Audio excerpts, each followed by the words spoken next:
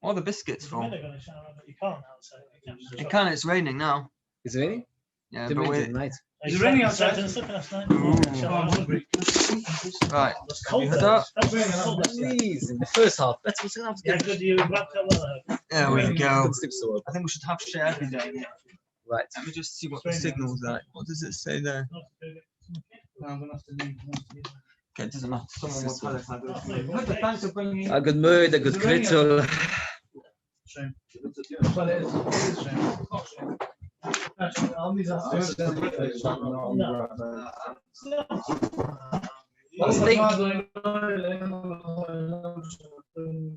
Amen. Smichaster, Chazal say,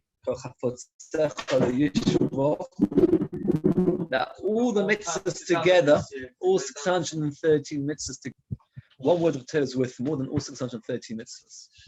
Think about it, went through Shachris, we did the Shanas, banging, Halal, all the rest. And now we're going to be doing something which is worth hundreds of thousands, millions of times greater. It's hard to picture that. There's a Mishnah that says, this I'm going to explain a little bit of a Nakuda, which is important to get clear. If you get it clear, the rest of the world is very straightforward. The Mishnah says there are two cities, one big, one small. The people in the big one can walk everywhere in the small one cannot walk everywhere in the big one. Why is that? Does anybody remember afterwards? The big one's Eiruvin. Because we said that if the 2,000 amos encompasses the city, the entire city, then what happens is the entire city only makes you lose 4 amos. You only lose 4 amos. If the small city does not encompass, people in the small city cannot live through the whole city, then you can't walk through a city. It's very important. If you're walking and you reach a town, you could end up literally stuck in the middle of a town. Now, the Gemara therefore said that halacha, which Rav Idi said to us yesterday, which was Idi's halacha, what?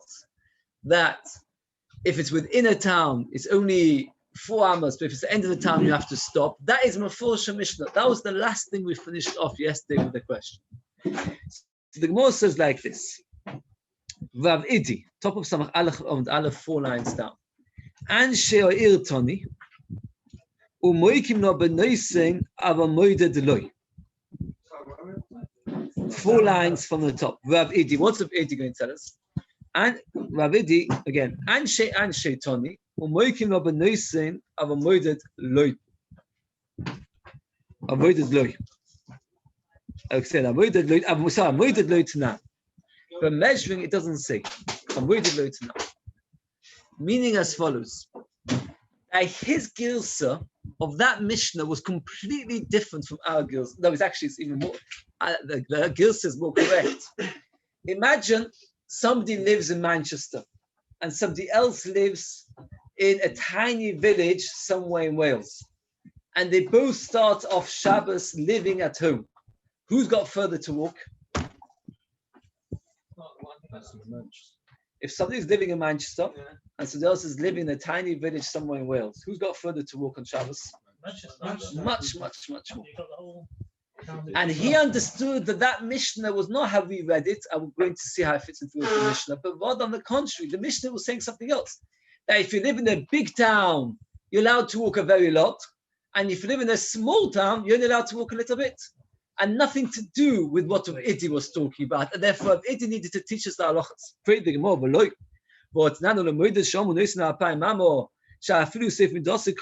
he finishes off in the caves. Therefore, you can't walk any further. We had this once before. Imagine you walk 2,000 amos. And then the 2,000 amos finishes off by the entrance of a cave. All you need to do now is walk 2 more amos and you'll be under shelter the whole Shabbos. Are you allowed to?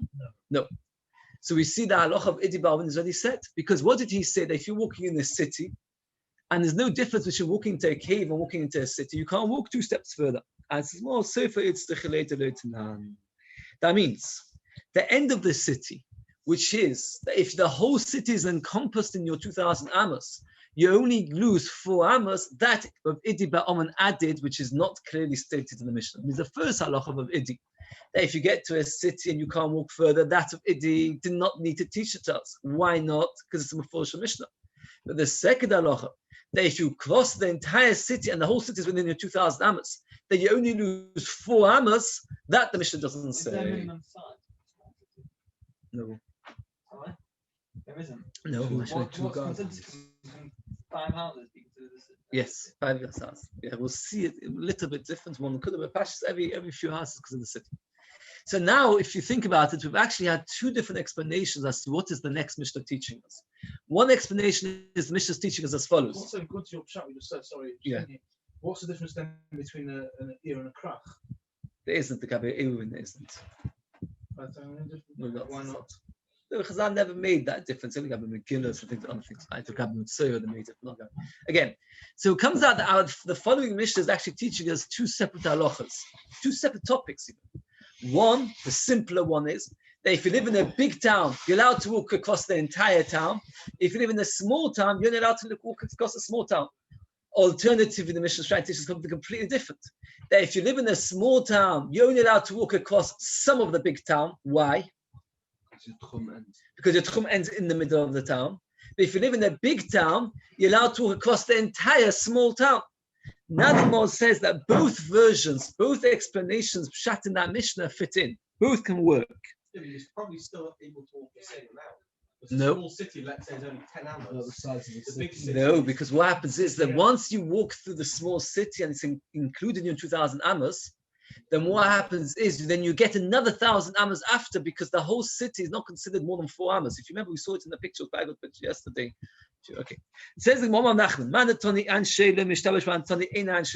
whichever version you have of the Mishnah, whether the Mishnah is teaching you that if you put an Eiruvin in a small city, you're allowed to walk through a small city, a big city, you're allowed to walk through a big city, or the Mishnah is teaching you that you're allowed to walk across a small city if you're in a big city, but you can't walk in a big city if you live in a small city. Both versions are true.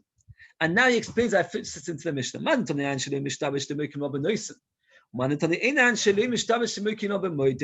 Mishnah is talking about putting the Eruv inside, and then you're allowed to have a big city or a small city, depending where you put your Eruv.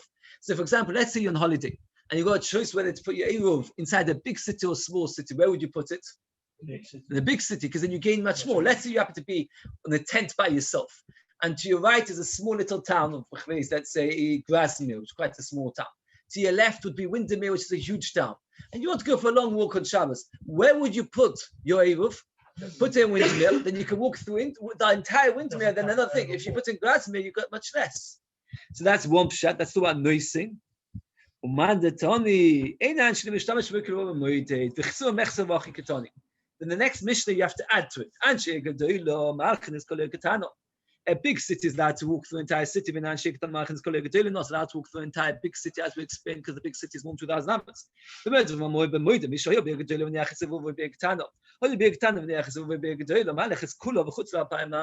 So if you live in a big city and you put your Eruv in a small city, you've limited your ability to walk. If you live in a small city, you put your Eruv in a big city, you've expanded your ability to walk. Okay. A new halacha. It's actually a picture of this, but it's not really necessary, because if you look in Rashi, there's a little picture on the side of the page.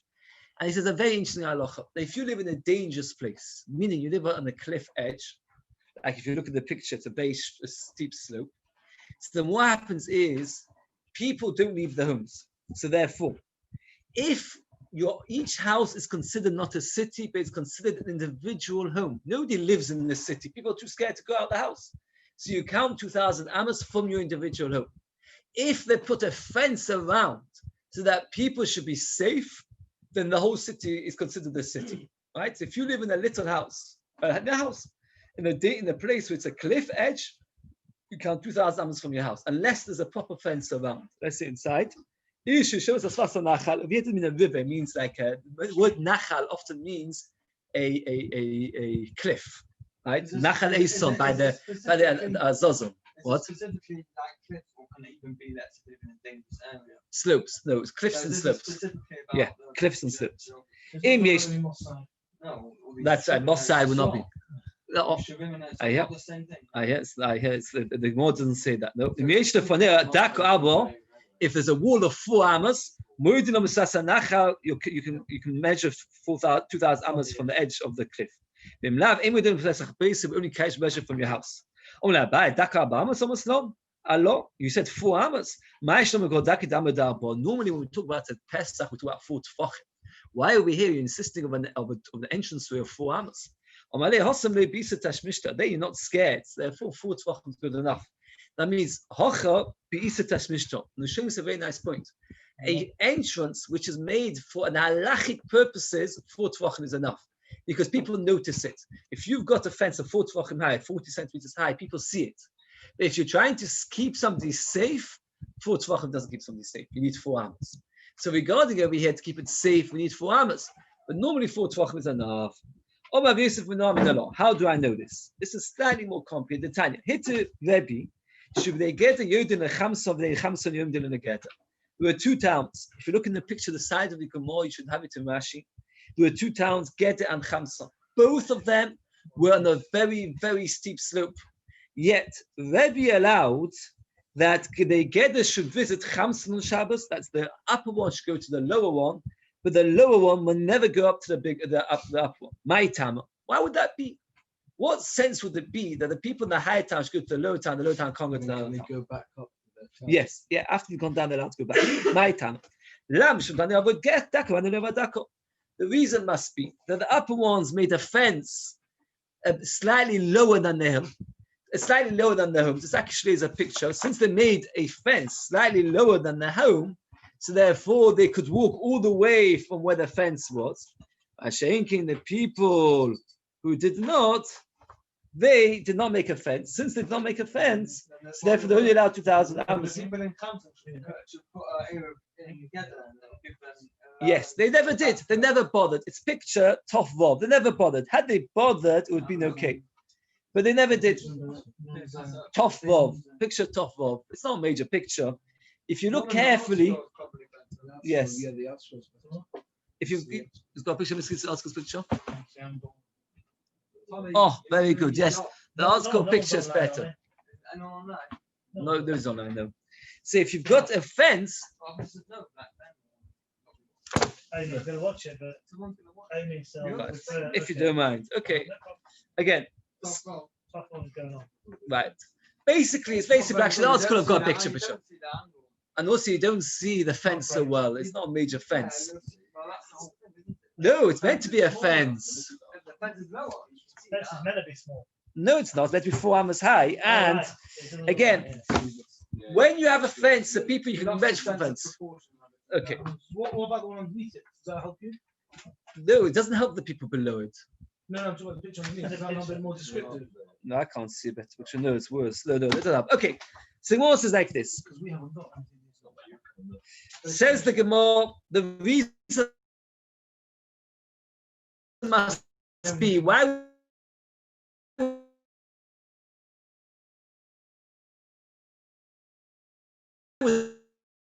the up ones are the low ones. Now the Gemara says a very people to visit A and not those people to visit B. But they get the Chamson.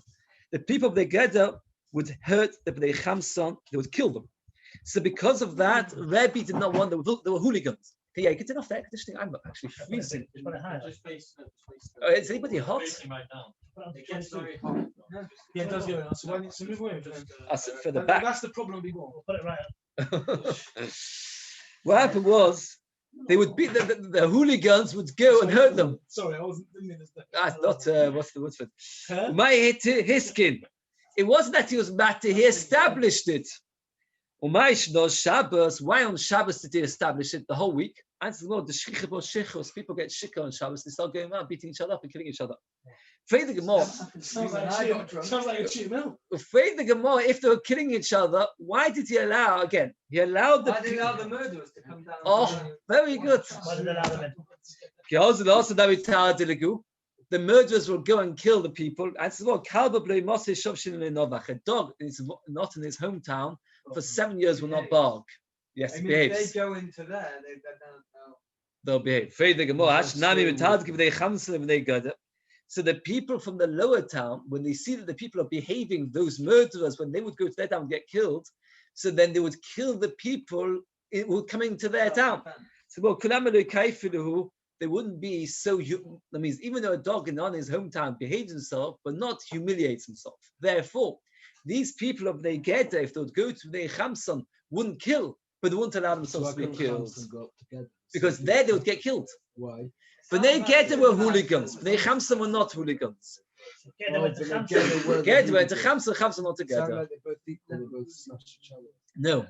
When they Gedder were hooligans, they Chamsa were not. Okay. It's okay. This really makes good time now. What? It says that the hooligans with the least of problems is the Chum. No, so it's like nothing to do with Cheschumin. I'm sorry, that's how I said before. Nothing to do with Shabbos. No, it's made it a code. Not allowed to go to town. You're not allowed to go and visit from H to Some B. takonos. It made takonos. From the Yes. other people not to be killed rather than the killers. There's no takonos on the killers on the. That's right. Don't go to that town because it's dangerous. So far again, there were two towns, but they get up in the Chamson, and the Gemara says that one town was not allowed to go to the other because the other ones were. And the Gemara so far given us two explanations why. First explanation was the upper ones made a fence, therefore they were allowed to go further, the lower ones did not. The second explanation is that the people, the hooligans who lived in the upper one. Now the Gemara gives two more explanations which are very similar. Both have to do with the Hilchos Eruvin Tchumin. So the Gemara says like this. The upper one was a town made like a rainbow. It was a big city and a small city, meaning like this. That the halacha is that you can sometimes have two cities as pictures, if you don't mind to upload it, Tov Zayin and Tov Ches, where they basically what? Is that what Tosis is showing? Yeah, Tosis shows the pictures there. Very good. Tov Zayin and Tov Ches. But basically, what happened was a big city and a small city. So therefore, when they Chamson, what's the problem? Chamson was a small city. Gedder was Chamson was a small city. Gedder was a big city. So therefore, the people who lived in the big city can visit the small city. The people in the small city can't visit the big city because it's too big, and therefore it's more than 2,000 amos. Alternatively, but the Gedder was like a rainbow. Since it was like, so the Chamson was like a rainbow. So the Gedder were allowed to go anywhere within the rainbow. If you look at picture Tov Ches, the rainbow is very thin and narrow, so they can go anywhere they want in it. But the people in Chamson can't go anywhere in Gedder because Gedder was not a rainbow, rather was a square. The rainbow is wider as well than 4,000. Yes, yeah, but that's not the code. Yeah, then they can't go from one. Then therefore you can't make. If it's less, it can go from there. That's right. Very good. You're right. It's a good point. If it's more than less than 4,000, then you'd make the Eiruvin for the end of the rainbow. Then they could definitely get there. So there's like this. When you've got a town, imagine you've got two towns. It's a very important halacha. Let's say you've got two towns. One is a square shape, and one is a very thin, like a ruler. So what happened was the people in the square can go anywhere they want in the ruler. Why? Because it's a thin town. It's within the 2,000 amos. The people in the ruler kind of town can't go anywhere in the big square because once they get past the 2,000 amos, they can't go any further. So that's the Gemara's answer. Now the Gemara gave those two answers. These last two answers were said by two different Amorim. In one version of the Gemara knew which Amorim said which answer. Now the Gemara gives another version of the Gemara that we were not sure which Amoira gave which answer. There's no difference between the next version and the first version. It's only a question who said what. So again, we'll go like this. Rav Kahana Masni Hachi. Let's start. Kahana said. Rav Tivumi Masni Hachi. Rav Tivumi said, I don't know which Amoira gave which answer. Rav Safra Rav Dimi Bachina Chad Omar. One of them answered, was one big city, one small city. That means they're both saying the same two answers. They've got four answers by Rebbe allowed them to go from A to B and not B to A. Either it was because one of them made a fence and one did not, and it's a right to this halacha that when there's no fence and it's a dangerous place, you're not allowed to walk past your house more than 2,000 amos. Another answer is because there were hooligans and therefore you did not want them to go inside and get hurt. The third answer was because it was made in the shape of a rainbow. The fourth answer is because it was a big city and a small city. Therefore, you got four answers. The last two answers were not, according to one version of the Gemara, we're not sure who said which answer. The Maisa, we pass them like this. If you've got a town which is dangerous, a house which is dangerous, you can only walk 2,000 amos because you're not living in the town. You're living at home. You don't step out of your house unless you need it. So you've only got 2,000 amos. But when you live in the town, you've got the whole 2,000 amos. Now, the next Mishnah, we already discussed at great length. We're going to have two explanations if you remember what's the Mishnah saying. And in fact, if you look at it, you'll see straight away why the Gemara had two explanations. Anshe Gedoylo, Ma'alchin is called Ketano. The Anshe Ketano, Ma'alchin is called Gedoylo. The big city can walk entire small city, and the small city can walk along the big city. So there's two ways to understand what the Mishnah is saying. Either we're talking about where the big city put the Eiruvin in a small city, so now they've lost the big city, they've got the small city, and the small city put a bigger city, they got the big city. Or the Mishnah is talking about two towns next to each other. And the big city has the small cities encompassed within its 2,000 amos, it's allowed to walk the whole thing. And the small city has got a problem. It can only walk part of the big city, and you have to change the gilsa of the Mishnah and say that the small city is only allowed to walk part of the big city, not the whole city. The Mishnah says, "Keitzad Misha big gedolim nasan esuva big tano nasan esuva big gedolim malach eskula v'chutz la'alpayim mamo." So this Mishnah teaches us that not only do you allowed to walk through an entire city and 2,000 amos, but wherever you put your Eruv, that's considered to be your new home, and that's where you're allowed to walk. Comes along Rabbi Akiva. If someone from a small city goes in a big city, finishes in a big city, Yeah, he gets that's the right. land of the city. Right? That's right. Comes along Rabbi Akiva and he argues with you. Says Rabbi Akiva holds, if you live, this is a very important distinction. Your house then as well. Oh, this is a bit better. Rabbi Akiva says, if you live in a big city, you live in Manchester, you have the whole of Manchester. Plus 2,000. Plus 2,000. But if you live in Leeds and you put your Eruv in Manchester, you don't really live in Manchester. So you only get 2,000 amos for where you place the Eruv. The whole point of Eruv is you get shvisa like your house. Very good. Says Rabbi Akiva, you get your shvisa as if this is your house, but it's not your hometown. We don't pass connect Rabbi Akiva, but I just want to get very clear what Akiva says. Then even in the big city, you only get 2,000. No, because if you're living in a big city, so this is my hometown, so I get 2,000 amos from my hometown. But if I put my bread down a jar of jam, I only get 2,000 amos from my jar of jam and not more. Shouldn't that jar of jam say, like Moshe said, that the whole thing, the whole area Right. becomes your hometown? No, it doesn't, because it becomes my place for this Shabbos. It doesn't come my hometown. It's not my hometown. It's not where I live. If you therefore put you it do there it. permanently, you can say it's your hometown. If you move there, then you get 2,000. If you put the Eruv there permanently. Says the Gemara right. Why is he whistling? Akiva tries to prove his point. He had to not agree with if you put your jar of jam in a cave, all you get is 2,000 amos. So why in a city should you get more? That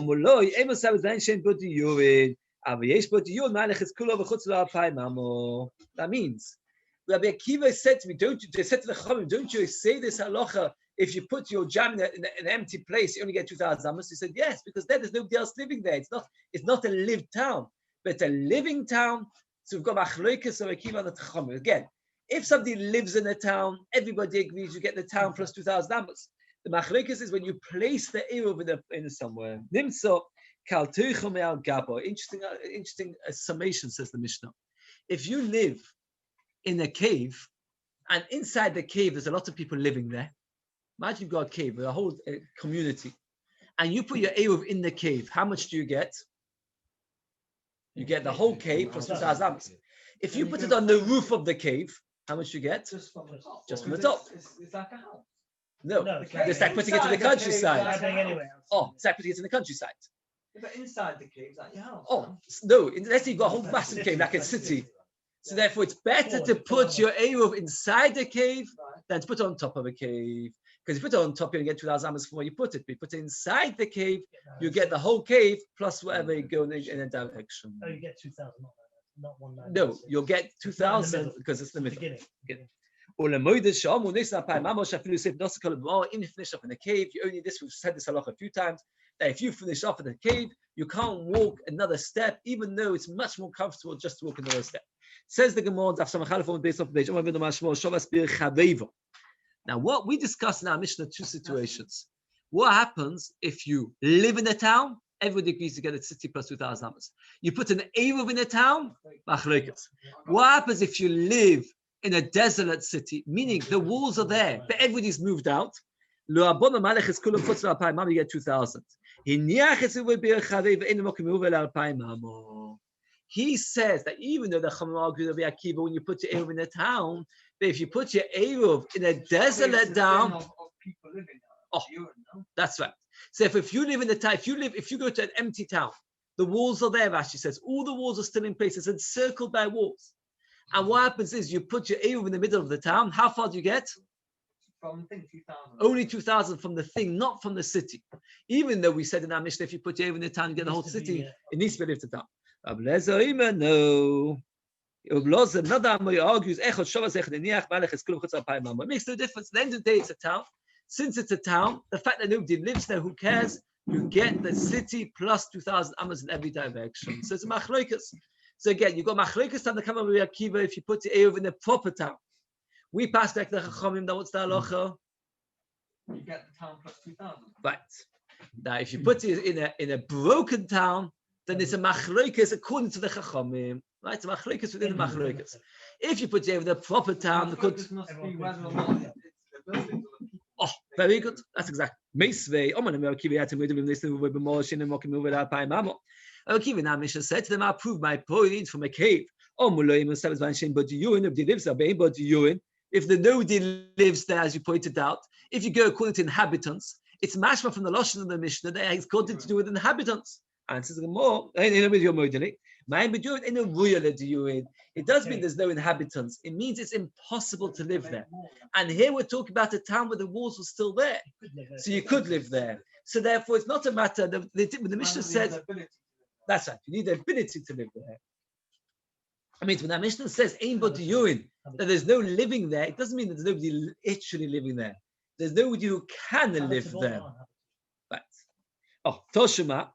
Imagine you can live in a city as big as Antuchia, in a cave, even if it's as big as the cave of Tzidkiyo Melech Yehuda. How big was this cave? No, how big was this cave? What did he use the cave for? Tzidkiyo tried to escape from who? Nebuchadnezzar. So he made a cave all the way from his house, all the way past Yericho. What happened to him? He managed to almost escape, and Hashem arranged that the soldiers of Nebuchadnezzar would hunt a deer, and the deer ran and ran and ran. They chased after the deer, chased all the way to Yericho, and they caught it just as he was leaving the cave outside Yericho. They caught the deer and they caught him. And what did they do to him? They shechted his sons in front of him, and then they blinded him. Can you imagine? How big was it? Well, it was about 30, 40 kilometers at least, because it's from the city of Yerushalayim past Yericho. So God says, even if you live in such a city, so if you live in the city of London, which is 30, 40 kilometers, you're allowed to. The Gemara now wants to compare. A city is like a cave. Just like a cave, generally, nobody lives there. Now Rashi is bothered, how do you know that a cave, nobody lives there? So Rashi said, because it belongs to Tzidkiyo, nobody would dare go there. The other Rishonim say that Chazal knew that this cave was not inhabitable. They're not like Rashi. At the end of the day, they knew where the cave was. That was a tunnel, a particular cave. It's not a general cave. Right, okay. The Brisa talks about living in the cave, living in the city. It's mashba if you put your Eruv there, not.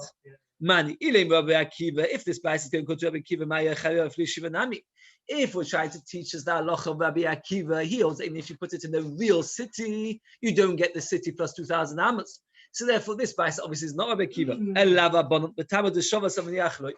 The Brisa says that if you live in a cave, or you live in a city, however big the city is, however big the cave is, you get the whole city, the whole cave plus 2,000 amos. But the Brisa, who's it going in? If it's going according to Rabbi Akiva, so then it makes no difference whether if it's destroyed or living. He holds that wherever you put it, you only get 2,000. If you have Mishitas Chachamim, so we can be medayek that only if you live there. But if you put your Eruv there, it's no good. Is a raya that if you put your Eruv in a broken down city, you do not get the city plus 2,000 amos. Just the city.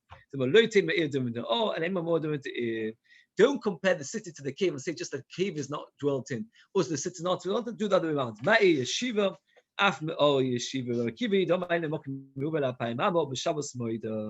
We're talking about a city and a cave that is inhabitable. And we're talking about somebody who lives there. And it's going only b'shittas of Rabbi Akiva. Because according to Rabbi Akiva, living there works, but putting your Eruv there doesn't work. So for this price, it's going to be Shittas of Akiva, that only by living there do you get that city plus 2,000 amos, not by putting Eruv there. Says the Gemara of K'morat Tzidkiyo Ktoni. Ma'aseh talks about K'morat Tzidkiyo. Ask about K'morat Tzidkiyo, v'lo K'morat Tzidkiyo. K'morat Tzidkiyo, Gedola, v'lo K'morat Tzidkiyo, Delos v'chayvach yeshiva. That means what happened was, a person, we're using an example of size. We don't mean it literally.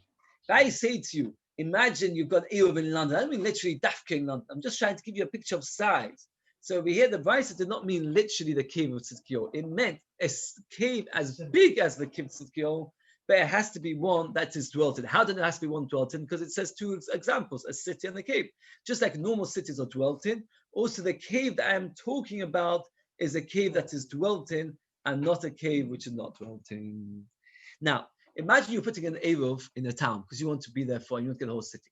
So where would you put the Eruv? Would you put it in the middle, in the ends, or anywhere you want? Where would you put it? Does it matter? What's the question? Doesn't matter. If you get the whole city, Oh, you maybe put it at the end because then you get, no, you don't. If you're putting an Eruv in the town, you want to be Kiddush Shvisa Manchester. Let's say you live in Leeds. You want to Kiddush Shvisa Manchester. Where would you put it in well, it's Manchester? machlokas. According to Rabbi Kiva, just be on the safe side, put it in the middle. Because Rabbi Kiva says that you only get. Oh, you know, your brain's ticking. Totally, you're right. It makes no difference whatsoever. Why does it make no difference? Because if I say the Chavim, it makes not the slightest halachic difference. But according to Rabbi Akiva, you only allow 2,000 amas from where you put it down. So if you want to be Choshesh for Rabbi Akiva, you would put it where you're planning to be. You would mean? Yes, but you'd put it so that you can get to it from your. No. We're talking about when you're going on Friday. I want to be Kodesh Shvisa in London, my massive city. So according to the Chacham, makes the slightest difference. If I put it at the north corner of London, it makes the slightest difference to the south corner. If you're staying in London, surely you should get the whole city. No, because we're talking about when you're not living in London. You're talking about you're just putting your Eruv down in London. You're living outside. If I went to London for Shabbos, That's a good question. I don't know. That's living in London. If you put a jar of jam in London, you only get 2,000 from your jar of jam. So according to the Kiva, you do it so that you can get to it from where you are. Right, you Just do. outside London. Okay, wherever you make sure. But the point is, you make sure to put it in the best place to give you the more option. But if you're past the Chacham makes the slightest difference. Let's go a little story. My Yehuda Ashkinu lebnei Mabrechto, the town called Mabrechto. Kamosi v'vay beiknishto to be a gubo. They were putting it in a shul. They're putting the Eruv in a shul of a town of a place of a person called a gubo. Omalahu. So he said to them, Gavu beit fei. Put it deep inside the shul. Why? The deeper you put it in the shul, the further you can walk from the shul onwards. That means it's a shul, very big shul. If you put it at the beginning of the shul, you only get 2,000 at the beginning of the shul. Put it to the end of the shul, you get 2,000 for the end of the shul. So Rava said to him, Palgo, you're causing arguments. Let Eiruvin, lest the Chosh Rabbi Akiva, nobody's Chosh Rabbi Akiva. Since nobody's Chosh Rabbi Akiva, makes the slightest difference. And if you're just causing machlokas, because by you telling them to put it deeper in, you're trying to say, let's be Chosh Rabbi Akiva. We don't pass like Rabbi Akiva. Since we don't pass like Rabbi Akiva, causing arguments, very good. And therefore, don't be pass like him. As Tosus points out, top Tosus, Kaim along Kediva, make up Eirov. We always make up by Eirov. In every machlokas and achas Eiruvin, we always make up. And therefore, you had an halach kitz ma'avin, halach kitz ma'avin. You should always zeichet to learn again and again. This was massive of. Should we do the Mishnah? We need an intro. So we need an intro to the Perek, or is it a simple? No. It's the Mishnah is exactly. Yes, maybe we should. If you've got the time, it's Kedai. Because then but then we've done it down. Okay, this Mishnah is discussing a whole new topic. And it's Kedai to be okay. The Mishnah tells us that we are always doing talk about taking the Eiruvin of Yidden. Let's say all of us live around the compound. We can't carry in the chutzah unless we make an Eiruvin together. Why not? Because each house belongs to me, and the chutzah, that's right, and the chutzah belongs to all of us. So if I carry from my house to the chutzah, what have I done? Yes, now minatera bemesis mutter. It's only we do abon. So what do? We do an Eruv. Let's say I forget to do an Eruv. There's something called bittul v'shus. Bittul v'shus means that let's say I forgot to do an Eruv, I cancel my possession. Yes, that's it. No, so you do bittul v'shus. You do bittul v'shus. My v'shus is cancelled. It's not belong to me. Now the Mishnah comes up, which the Gemara will explain. The Chazal did not want Yidden to live with Goyim.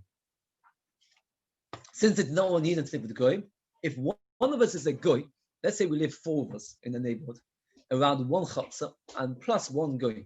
The halacha is you can't do an Eruv with a Goy, and you can't do bittul v'shus with a Goy. The only thing you can do with a Goy is what? Schirus, rent his property. And as the Gemara will explain, Goyim are reluctant to rent the property, and what you'll gain is that eventually you'll be forced to move out of the community. And this is basically the gist of this perk. You know, a lot of this perk is Agadata, very interesting Gemaras, but the halachic aspect is just this one halacha.